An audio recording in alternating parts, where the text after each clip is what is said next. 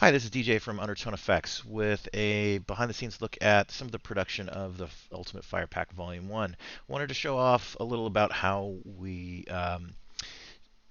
prepped the footage from the ActionVFX guys to get it ready for a game engine. So I'm going to step you through some of that right now. There's basically three parts to it. One is sort of turning it from raw footage into a loop. So, when we download, one of the pieces of fire, it's just, it's a lot of time and it's high res. And this needs to be turned into a power to either square or rectangular pixel dimension loop with rows and columns. So basically the first bit is just an After Effects bit where we sort of create the texture, the loop itself.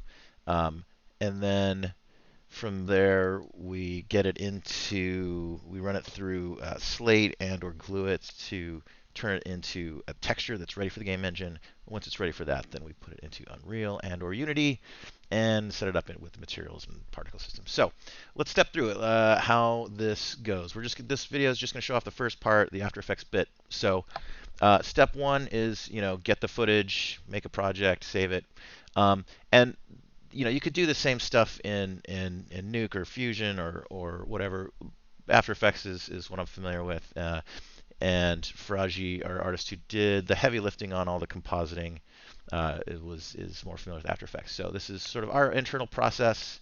There's a lot of ways to pull this off, but this is how we did it. So starting with this, I tend to make a folder for just the source and then the comp. The comp's After Effects term for like a sort of a scene. And then we've got several folders in here. Output is usually a comp that um, is essentially named what the texture is going to be when it goes out, so that when I go to render it, it sort of defaults to the right file name that I want. And then it goes through this prep process. So usually I will just literally take the footage, make a comp out of it, and then rename it to this O1 prep basis. And so it's really just a composition with the footage in it as is. It's matching the resolution, the frame rate, everything. And then I I like to do this sort of numbered approach. If you think of it as like a composition per operation, so each composition flows is embedded in the next one, and we do a single thing, and we explain what we did in that. So prep basis, we center it, track it, crop it, do edge suppression, crop the time, loop the time, stretch the time, resize it, color correct it, and output. And then I did a little branchy stuff here to make the wipe a little better on it than where we started. So usually I'll start with the first one, and then I'll make a 99 comp and put it in there. And then from there, I'm just sort of pre-comping it to add the next one, 02, 03. And if I wanted to inject another, operation here to fix a bug or something, I could just go into 99, select, 10 is currently what's in it, and then if you go layer, pre-compose, it just does another one. But I, call this, say 11th step, bug fix or whatever. So I basically start it, and then I could, do something in here to fix a bug. So basically, I start with, 1, which is just the footage. Then I'll make one I call 99, which is at an out prep, and then I put that into this. And the only thing that's changed is the name of the comp is the output file. So we essentially do that, and then, sort of pre-comp it to center it. You go back to 99 pre-comp, it makes 3, track it. So that's sort of how I sort of step through, and it makes it so that like if multiple people are working on it, it's very clear and understandable how what's going on in each one, and it makes it easy to sort of bug fix and troubleshoot. Okay, so centering it, if we compare this one to that one, I basically put it in the center. I've got this other folder called utility. So if we look at the composition settings, Control-Shift-K, I think is the hotkey, or just Control-K. So this is a 2048 by 1080. Control-K. It's which is the size of the footage itself. If we look at that, 2048 by 1080. So I want, sort of the middle of this and the bottom to kind of be in the center of the scene. So in order to figure out where that is exactly, I make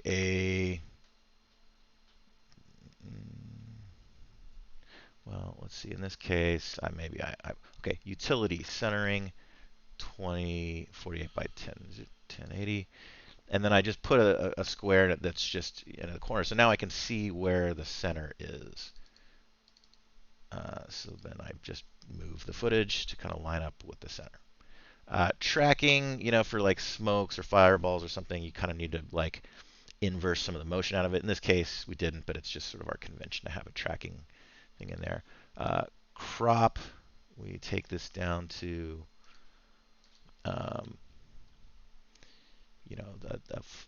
essentially a 512 by 512, which is going to be the size of each frame. You can see it's kind of hitting the edge now. But the portion of time I think we end up using, which is a little later in it, it maybe isn't hitting the edges quite so much. Edge suppression.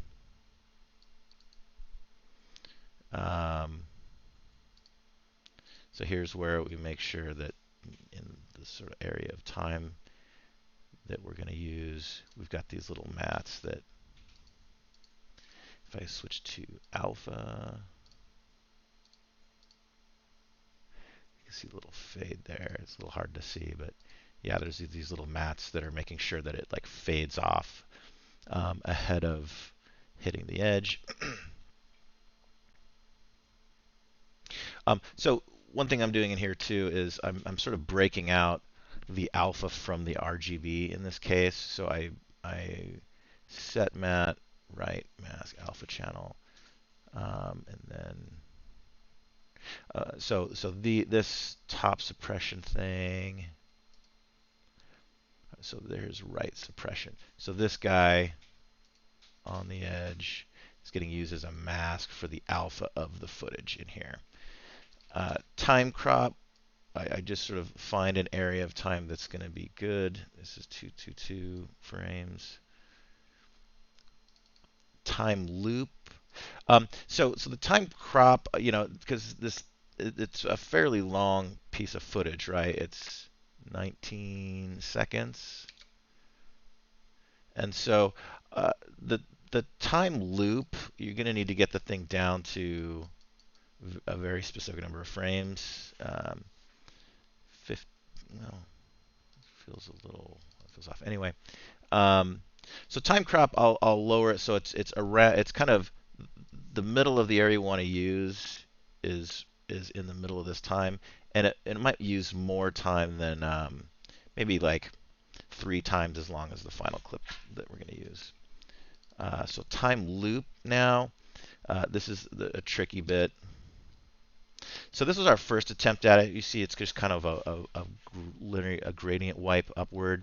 Doesn't look too good. I'll show you how we fix that in a little bit. But the basics of how we do a loop like that is, you sort of start with the footage itself. And then I tend to I dupe it so that the center of the time that I wanted to use across now 2 different ones, that center point I will move to the end of this one, and then on the next one I will take that center point and move it to the beginning. I think I inverted it. So this one I moved it to the beginning of time, and this one I took that same center point and moved it to the end of the time. So what that does is make it so that the loop point is really frames that were subsequent in actual time. So the end of this one is on this frame, and then the end of this one is this frame, and then the next frame, which is at the beginning of time, is now the following one. So I'm not trying to do a fade or whatever across the time end and start. That is complicated to do. But now I've got all this sort of runway up here and outro over here that I can use to do a crossfade between. So if we look at this one, it starts where this one ends, and then just linear wipes out with a little bit of noise. And then this one, linear wipes in with a little bit of noise. So it wasn't a great attempt at a crossfade. You can kind of tell, like, there's that. But what it does demonstrate is how to, like, get yourself some leader and make it so that it goes over the start and end frame absolutely seamlessly, because it's really just two subsequent frames from the footage crossing the time gap. Okay, so I'll come back around to making that a better wipe in a minute, but let's just sort of continue through it. Time stretch, we now make it so it is 64 frames, so it goes from 0 to 63.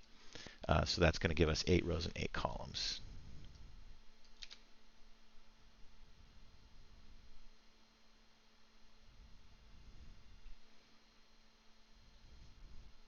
So there it is, still with a not great wipe. And then if we look at the size of this composition, it is still 775 by 775. So we cropped it to a square, but once the time stretch is happening, now we resize it. So now we've got 64 frames. This one has the loop fixed in. We'll get into that in a second. But it's now 64 frames at 512 by 512. So that's just, if you're not aware, a convention of game engines is that they need power of 2 and square or rectangular pixel sizes. It's just how the video card handles textures on them. So 512, 128, 256, 512, 1024, 2048, 4096, and 80 something something are all valid sizes. So here we go. We've now resized it, so now we can make 8 rows and columns out of it, which happens in a different app. But lastly, number 10, we color correct it.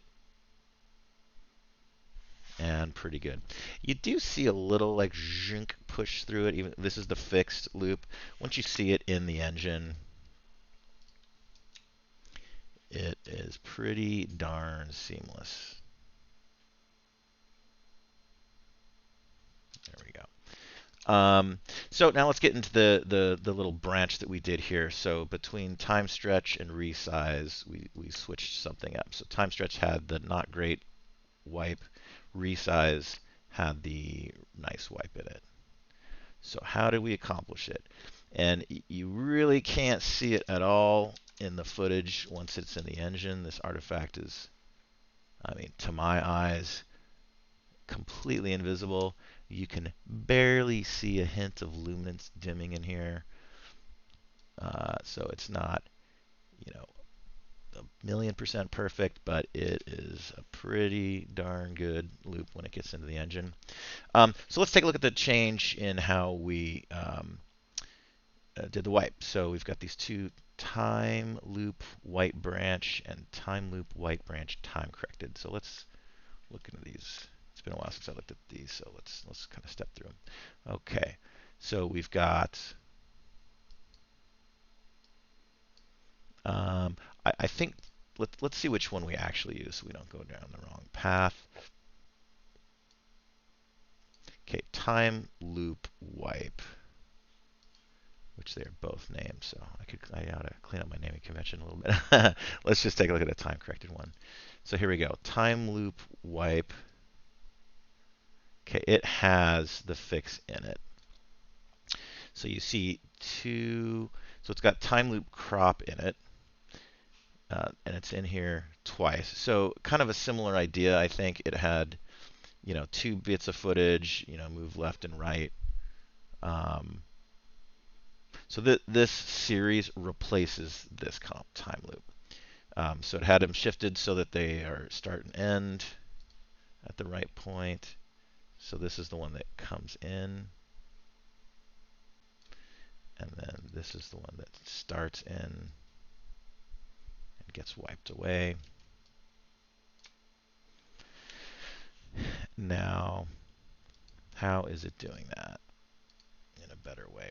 So it's got a set mat, and it's pointing to mask color correct, which is this guy. and it is in. So by the way, some of these disabled layers that are in here, let's show them. They're in here so that these guys can call them with the set mat thing. Okay, so there is a little mat that crawls away. There is a black and white version of it, and offset. So I think these two are just time offset, so that one kind of crushed over the other one slightly, because there was a little luminance dip between the two. So they just used that as a mat. Let's see how we got that mat. So this is using color correct and color correct offset. So these two guys are essentially the same thing. This one is just time offset by a frame or so. So what's going on in this one?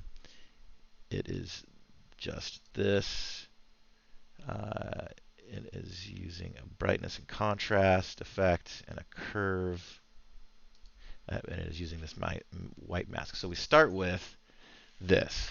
It's just a gray solid, a fractal noise, and we animate it going upward and phasing. So you get a kind of a flamey, roiling gradient mask, but you need a kind of hard line. It looks too like the original one suffered. It looks kind of like a little too soft, and you can see the fade between the two.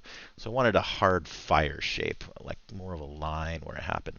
So we start with this as the basis. It's just a solid with a fractal noise filter, which is effect, noise, fractal noise, right there. And then there's a whole bunch of types. Tried out a bunch of them. Found this one to be pretty fire looking. Let's see here.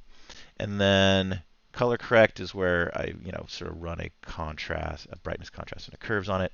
So it takes it from that to being sort of a hard edge, and the curve sort of biases it a little bit. And I think I biased the time offset one the other way a little bit. So then you bring those two back in, and rather than using just like a linear gradient that fades one in and fades one out, you essentially use that other thing as a mask. And then you have, oops, there you go. So you can see it slightly in there. Kind of feels like the fire shapes. Not perfect, but pretty darn good. So then again, that goes into, so we skip over, so it goes from time crop, time loop, and then we skip this one. We redirect to this better wipe in the resize. So that's another example of how this kind of progressive setup is nice, because you can, like, say there's something messed up in one step, you can kind of hijack it and branch and recontinue through the process. So resize, color correct, out, prep, and then there's the final thing. Oops, there we go.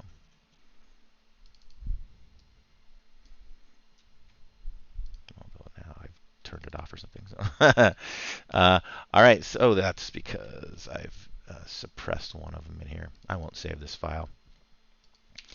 There we go. All right, so that is how it was done. This is DJ from Undertone FX. Hope this was informative.